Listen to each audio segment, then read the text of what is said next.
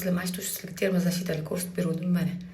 Hozir kiprikimni oldim. Полный yuzlarimni malkada yuvsam, tush umuman oqmadi. Mana ko'zimdagini ko'ryapsizlar.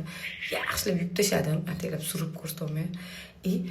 Patni disk qo'llab, nomda qildim, mana chiqib keldi. Endi mana. Nomda qilsanglar chiqadi.